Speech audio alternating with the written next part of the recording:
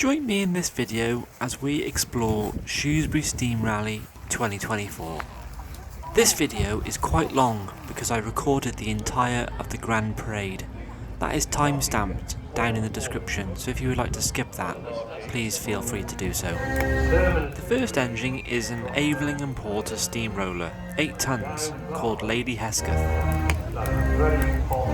Here we can see a Clayton and Shuttleworth steamroller, called Ironside. Next is a Fowler K7 ploughing engine called the Steam Sapper. This was just a shot of us having a look at all the available engines that were on show. Next is a Fowler Road Locomotive number 9904.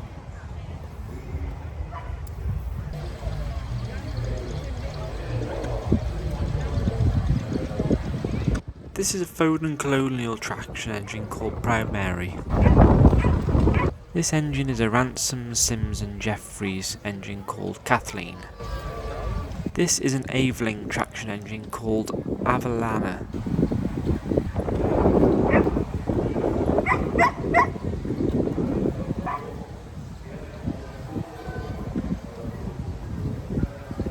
Next up is a Ransom, Sims and Jeffries tractor engine, followed by an Aveling and Porter steamroller called Joan. Then behind that is a Foster steam tractor called St George.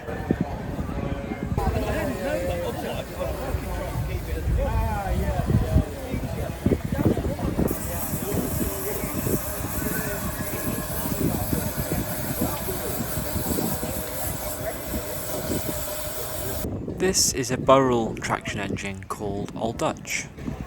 Behind that one is a Foster traction engine called Winnie. Then a Burrell road locomotive called the Badger. This great engine is a Fowler B6 road locomotive called Talisman. This is a Burrell steam traction engine General CRD Wet. This is an Aveling Porter L-type tractor called Oberon. Next up are some engines that I didn't get the numbers of, and I can't see the number plates to reference them.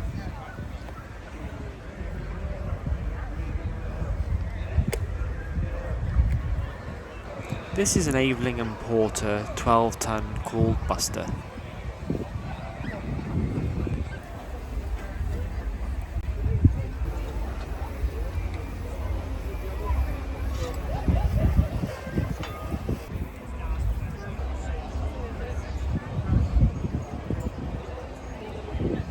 This is a Fowler B6 road locomotive called Foremost. This is a Fowler road locomotive called Kingfisher, which I'm sure we saw going through the streets of Shrewsbury. This is a Fowler steam engine called the Yorkshire Belle.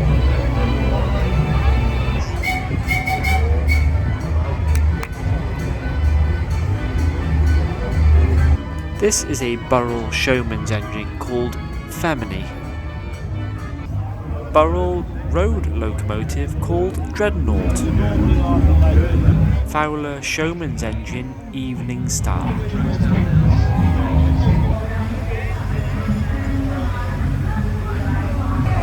Burrell Showman's engine St Brannock.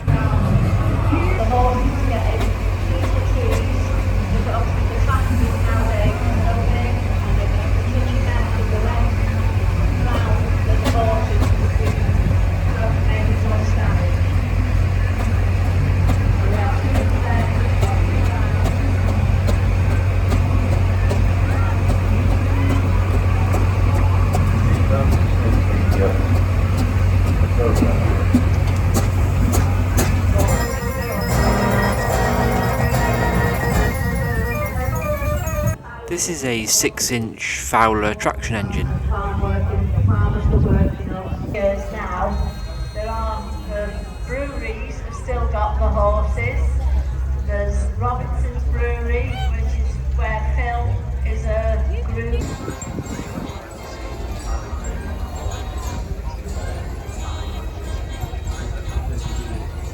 This is a Bregazzi steam buggy, new in 2010. This is a 1920s Foden steam wagon. Just going out of shot is a Foden C-type steam tractor called Merlin. This is a Fowler Tiger tractor called Tiger. Next up is a Fowler agricultural traction engine called Pride of We.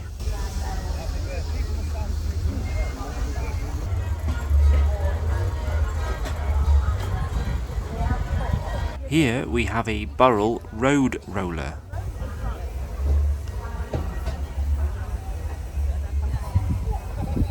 Again, here are some of the engines that I just didn't get the numbers of. Next year I'm definitely going to have to try and make a list of all the engines that I've seen, but for now, here they are.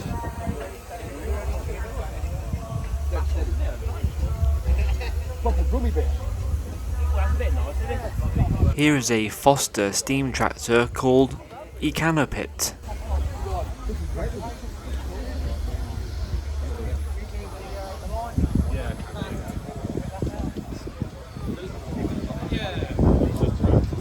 Here is a collection of Foden engines.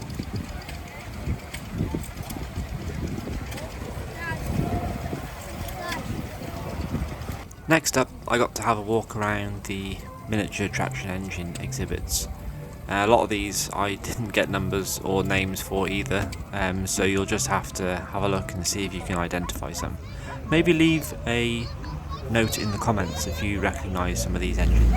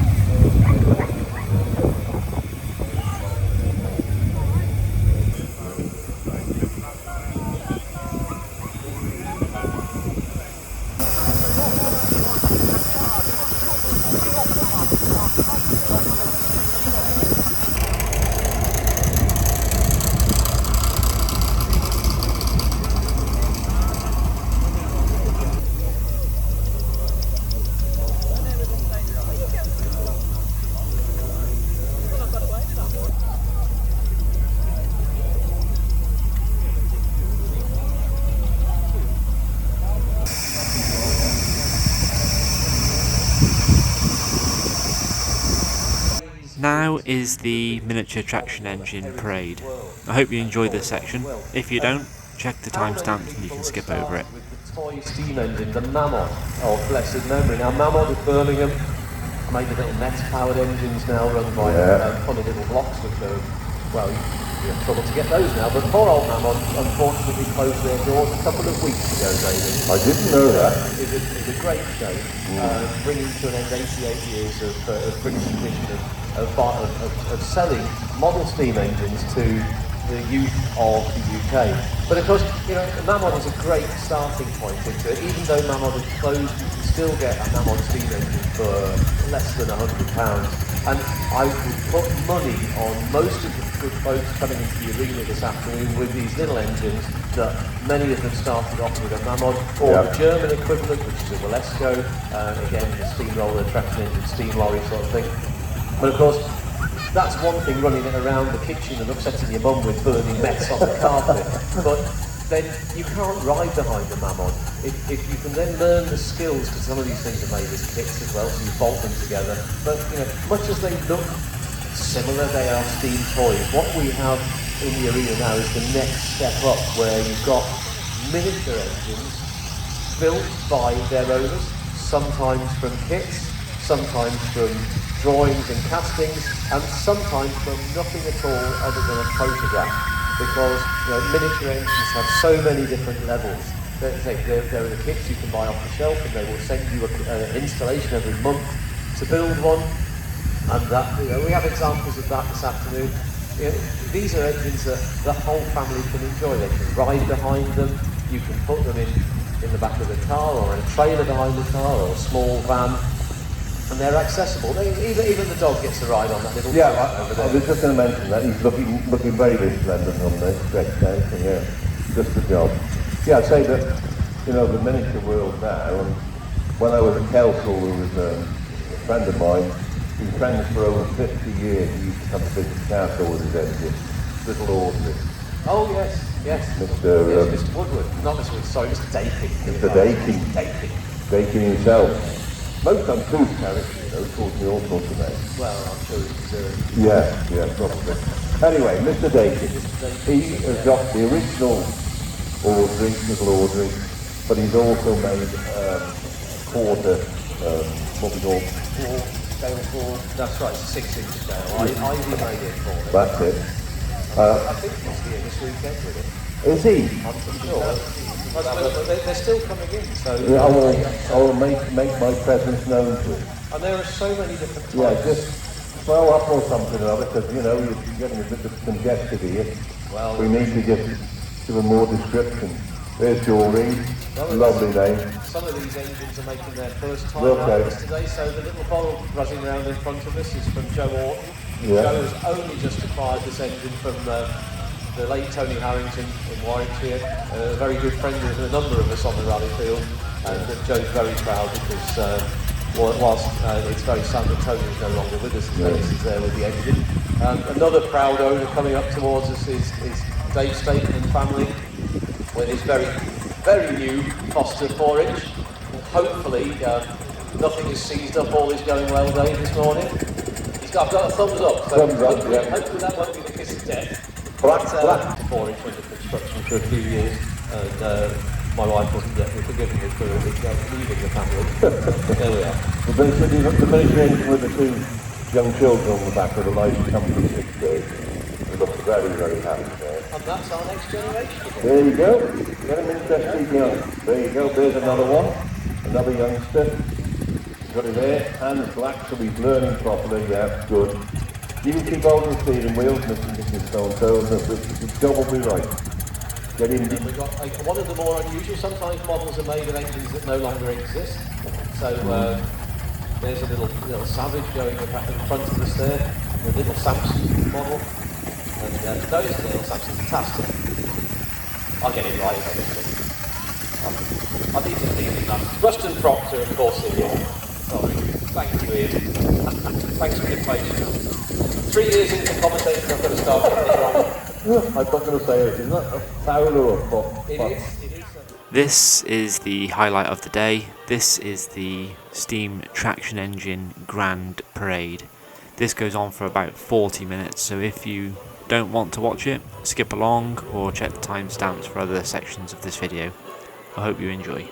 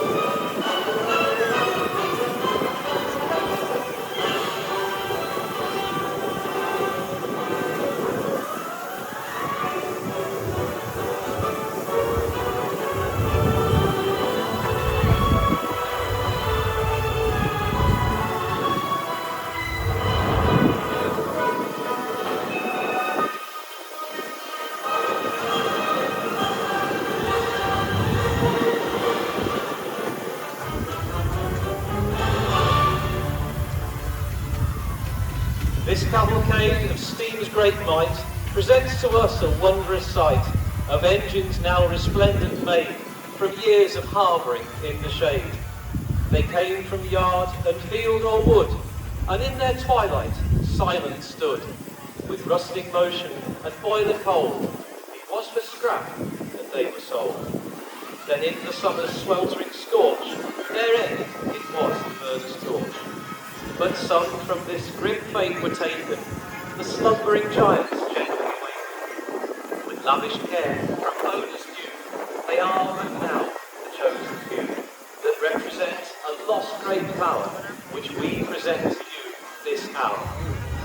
But these are the engines of an era long past, built by the men whose skills were the last. They made them strong, to give of their best. In aging years, they do not rest. They still drive on with fiery soul, a beating heart that scorns control.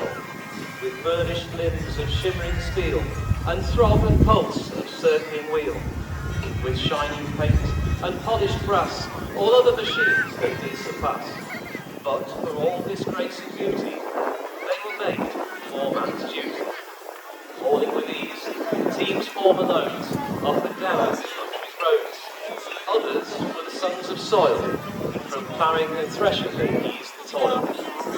Then came the showman with engines so grand, each thought his the best in the land. Yet with brass and electric light, there came the strength to move the sight. This was part of their calling to man. But what of the homes where they began? Charles Burrell of Thetford, the true Norfolk breed, while Ransoms and Garretts was Suffolk seed. Next came Lincoln, its four famous sons of Roban, Clayton, Foster and Ruston. Marshals of Gainsborough in that same shire, they made engines for all to admire. Then, in Cheshire, the land of salt, Fodens were built with never a fault. But with pride, the county of Salop made their sentinels go with a gallop. Further north, in the city of Leeds, Fowler and McLaren sufficed the needs. From the Garden of England, a prancing horse, Aiken and Porter ran the course. Wallace and Stevens, with sprightly 5-ton, taskers nearby would give it a run. These are a few of the famous breeds, all working the purpose of man's needs. And now to you this hour we bring these engines for their praise to sing. With shrieking whistle and vapour cloud, their aim is now to please the crowd. So let us salute these machines from the past, built by the men whose skill was to last. They made them strong, to give of their best. In aging years, they do not rest.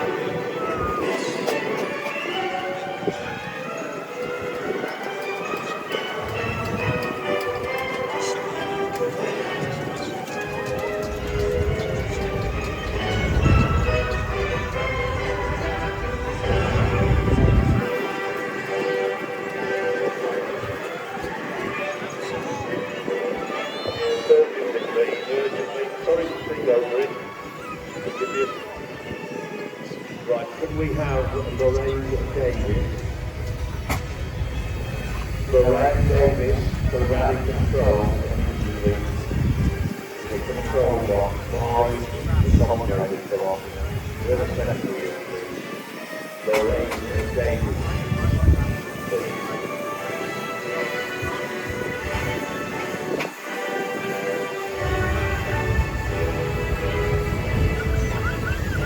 Against Lorraine Davis, the rally control.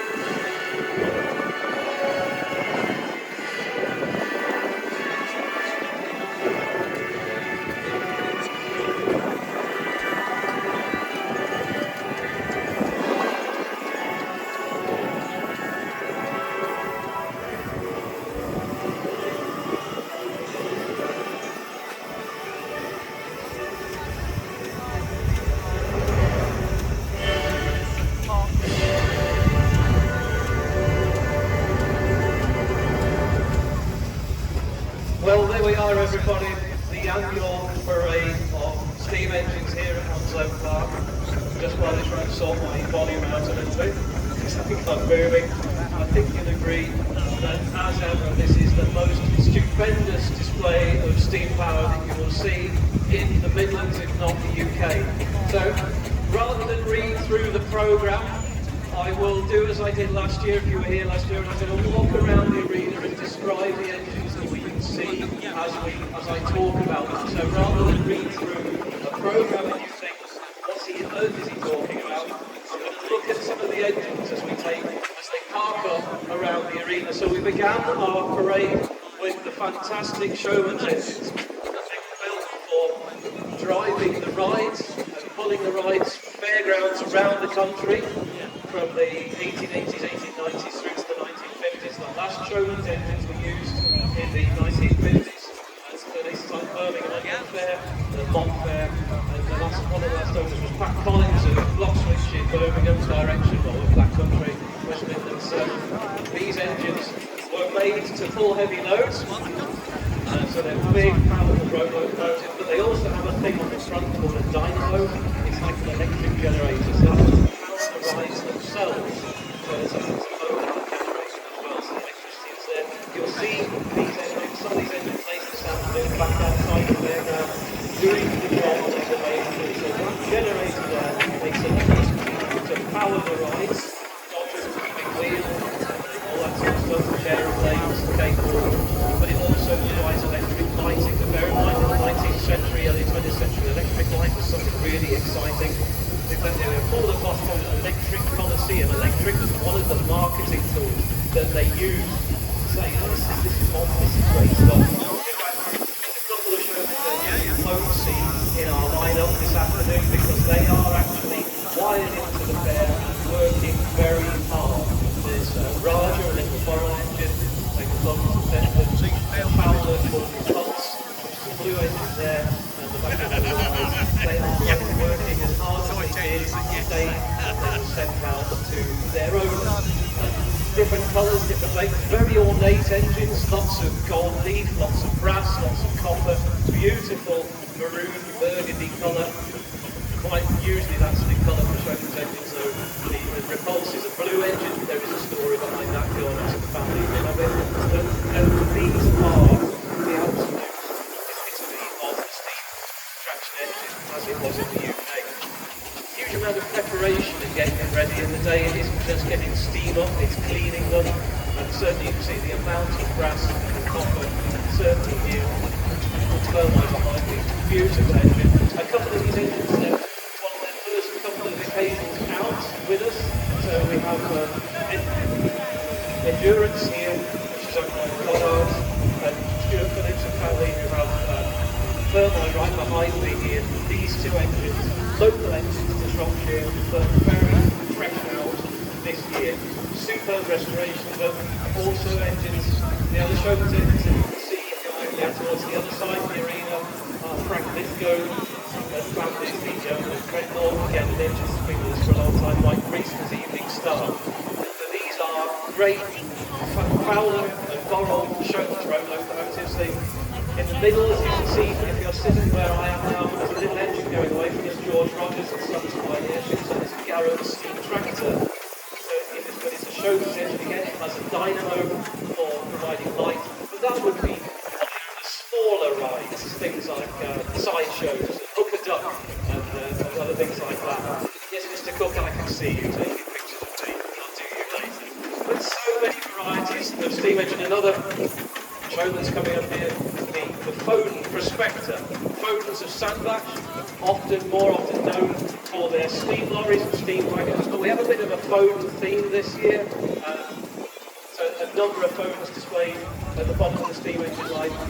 Foden agricultural engine behind the Chauffeur's engine. You can see the similarity in them there, that pretty much the Chauffeur's engine is a blink-up traction engine. It's got a few other details to it. It's got spray sleeves in the back of it. It's got various things. The Chauffeur's engine, it's the traction engine, the Chauffeur's engine, it's all the cheap clothing. But so many other varieties of steam power. Steam roller. The steam roller made for compacting the roads in the UK from the mid-19th century. Again, pretty much the last commercial steam engines in use in Britain were steam rollers. They were in use in certain parts of the country until the 1980s, not in preservation but actually working. And coupled hand in hand with that, another steam roller, the Avon Porter on the right, with Sentinel steam wagon, the DG8 Sentinels of Shrewsbury, and whilst both make steam wagons for the steam lorries, but then a wagon with a single G. Sentinels were special and they spelt their wagons with a double G, so wagon. So that made the Sentinel something very special. The DG8 there, owned by Kevin Standing Powers, and restored by the previous owner over about 20 years. The colours of tarmac and them have worked well together with steam rollers and the commercial life. I'm conscious I don't want to get things too fast. But this is a great point at the top of the arena here to see these magnificent engines as they parade their way around us. And they're still coming in. They've got 90 odd engines entered into the show this year, and it is absolutely fantastic to see so many of them put together. And I mentioned Fodens, we seem to have a slew of them coming in at the moment. This Foden, the grey engine, is what's called the Agri Tractor. This was a challenge to the internal combustion engine. You can see it's got big pneumatic rear wheels. Its steam engine is enclosed, you can't see any of the moving parts. And there's the direct planning. The Foden D-type tractor behind it is much more of what you would expect a conventional steam tractor, with a Foden steam tractor to look like with its oversized engine, and followed by a standard Foden compound traction engine. Compound means it has two cylinders and they use the steam twice. It's a little bit more technical than that, but it basically improves the economy of the engine. And behind that Foden traction engine there, the green one with the red wheels, is another Foden steam lorry. It's about a 5-tonner, and it's presented in the colours of the War Department, because bear in mind, although the steam engine is something that was created during peacetime, steam power found its use in many different applications, including with the military. So the steam lorry there in the War Department colours is a personal favourite of mine, not just because it's a steam engine, it's different, but it reminds us that steam had its part in conflict as well as peacetime, and it reminds us of the human cost of conflict. There are some really awful accounts reading that people wrote from first hand of taking steam wagons to the front in France in the First World War. Really salutary, just to show how awful conflict and war can be. The Foden followed on by more Sentinels, the S-types here. They have a shaft drive, so the engine is mounted underneath the body. As you see them go past, they're very much similar to a modern lorry. The boiler is in the back of the cab, but the engine is underneath, and it drives through a prop shaft to the rear axle. These wagons can keep on their own with modern traffic. A number of them ran on the former Sentinel test route over the Horseshoe Pass yesterday, which is a little bit of a special thing that some of the Sentinel drivers do when they come to Onslow Park. They like to take their machines back to the works where they came from, the old Sentinel works, and they also like to go over to Ponderosa where they stop having like lunch, and then they come make their way back to the site.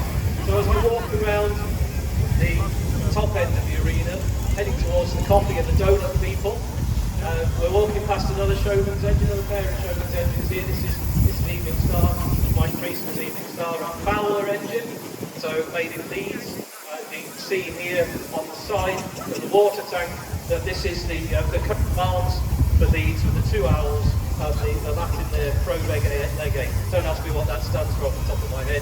GCSE Latin was a long time ago. But lovely to see. I do know the thing about Fowlers. I do like Fowler engines. So it's followed by another one, Fowler Showman Star engine presented by Tom French and Cobbler. We have a lot of long-distance visitors at Shrewsbury. People love coming to Shrewsbury. We know you love coming to Shrewsbury as visitors, but our exhibitors love coming here as well. So to come bring your engine all the way down to Cobbler is a real sign of how special this show is. Followed on by the road locomotive. Foremost, presented by Joe Walker and family down to Derby. This engine, the decoration on it is very similar to a showman's engine, but it's not a showman's engine per se. It's a road engine. It spent a lot of its life in France. Joe and his family undertook an incredible restoration on this engine. So it applies towards Fowlers. I think this is perhaps the finest Fowler engine rally scene in the UK and not the world today. Actually, those of you who are standing right where I am, you'll see the little gap there. Steam engines come in all shapes and sizes. So we talked about the steamroller briefly earlier. The little steamroller in between these two Fowlers, Old Butty, built by Jez Kirkwood. This engine was made in the 1930s. It's a 1-ton steamroller, and it was made by Mr. Trotter, and he used it to roll around his property. So he rolled his drive with it, he rolled his lawn with it, and it's the most fabulous little engine that you'll ever see. And the size of the grin that Jez on his face, I think he's perhaps one of the happiest people on our side. But you know, the contrast between Old Butty at 1 ton and Foremost at probably 18, 19 tons.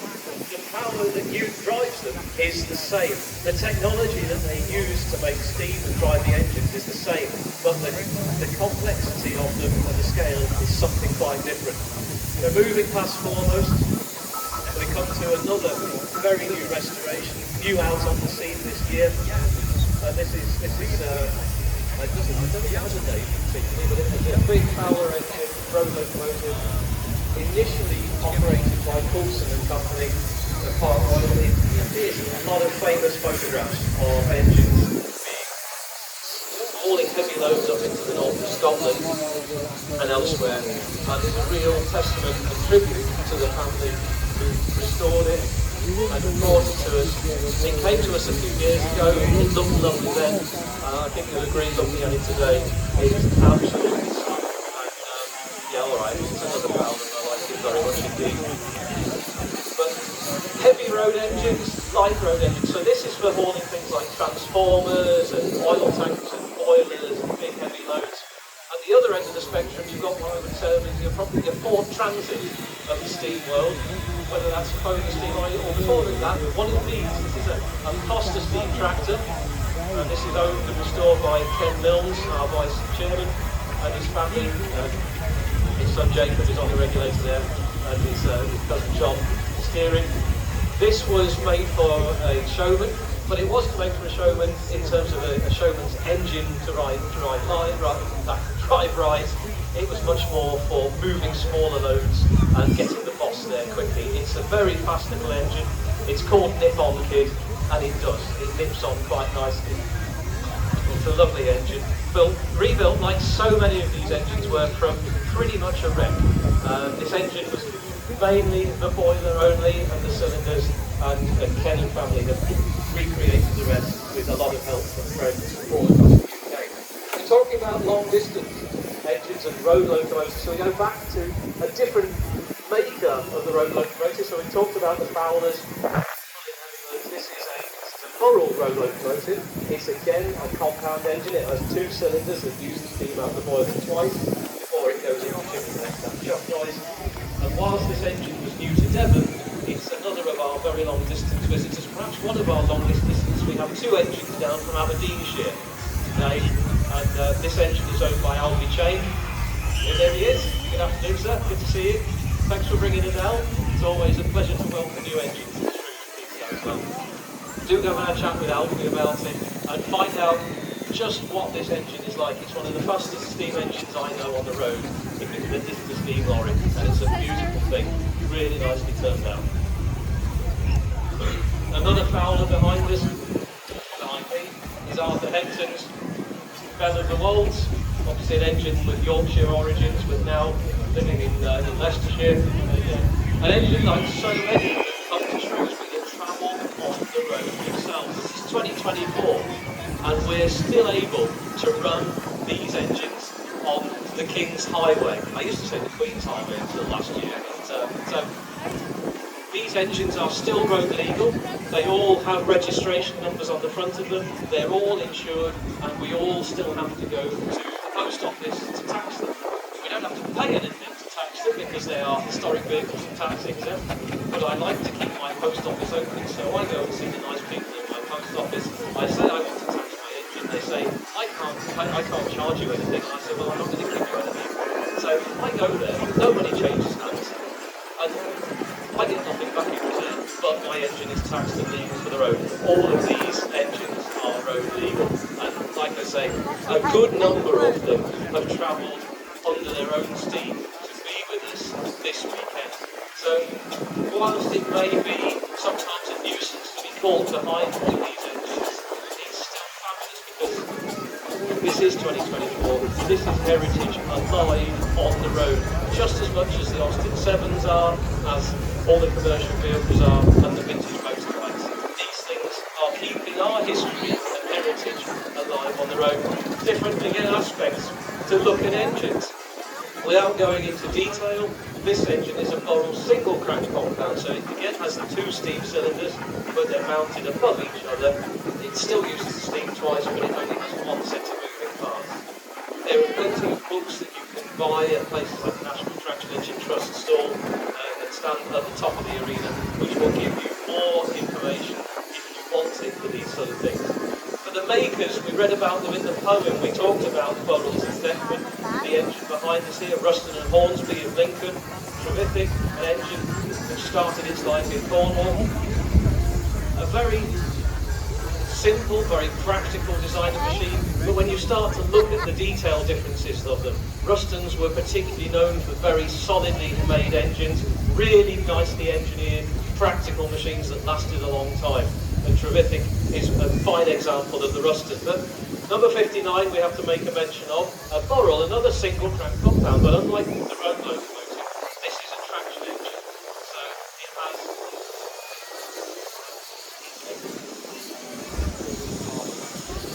They're not wanting me. Sorry, there's people on the phone on this engine. I thought they wanted me. No, apologies. So this is a Burrell traction engine. So unlike the road locomotive, the flywheel is spoked, because on a road loco, the flywheel is plated over so you don't frighten the horses, and all the moving parts are also exposed. You don't get that on a road loco. But number 59, Old Dutch here, I have to make a mention to, because it wasn't here last year. It was entered last year, but they couldn't get the engine here because the owner's granddaughter was being born. Grandson, sorry. And is here? Macy. So Macy, it's Macy's first birthday today. He's here with his family with the engine. Very happy birthday to you, mate. Hope you have a fantastic time with us, and thank you for bringing the engine down, and I hope to see you again next year and the years to come as you get bigger. So thank you very much to the whole family, and really good to see you all with us. Going back to the steam tractor idea, it's Brian Allison taking his repose on the 8th. Much as that might sound like time, gentlemen, please. that is a legal warning of the time that you would have in the towns and cities of the UK to tell you that steam engines were coming. Initially it was almost like way work of Satan approaching, but from the steam tractor we go to the steam car, and the Stanley steamers, they have again a special entry quite often here at Salem. The steam car is very different mechanically, boiler-wise. You'll see there is no chimney, there is no flywheel. It looks almost like some of the veteran and classic cars that we have on site here. The Stanley is virtually silent unless you have a non-condensing version. It's fast, they're great fun. And if you want to know more about the Stanleys, do go and have a chat with the owners of these things, because the boilers are in here, inside the bonnet, and they are what's called flash steam boilers, is that right? Yeah. It's not a flash boiler. 600 tubes, and if I remember rightly, there's several miles of piano wire around them as well. Some of them not this, I'll go and find another one. Alright, as much as I haven't finished the wandering round, I did say to folks about half an hour ago that we would be letting Telford know where Shrewsbury is. And if the engines are even louder, they might even get as far as Wolverhampton and Old Brook. So if you have dogs with you, children or adults with sensory needs, sensory challenges, and a loud noise will be distressing or upsetting, please either move away from the arena for a minute or two, or cover your ears, your dog's ears, your children's ears, your partner's ears. The lady sitting next, no, maybe not that one, but we are on the count of 3 going to let Shropshire, the West Midlands and possibly Warwickshire and Staffordshire know where Onslow Park is. Ladies and gentlemen, boys and girls, engine men, engine ladies, engine dogs, on the count of 3, 1, 2, 3.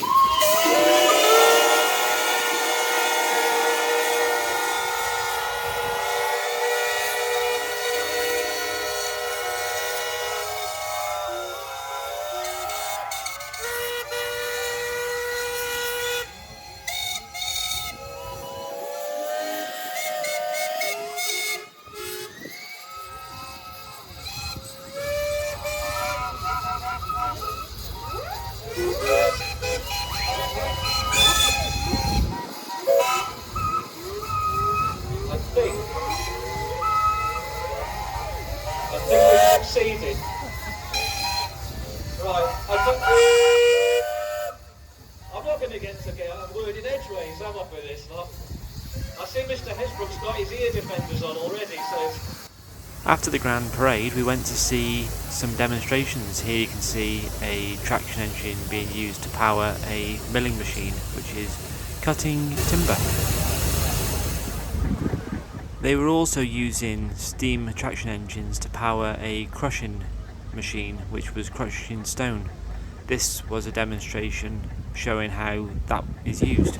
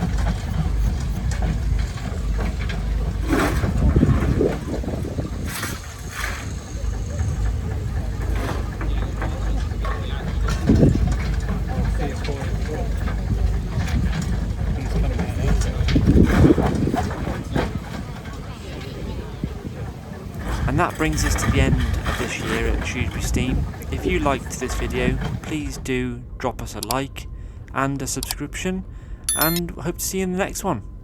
Cheers.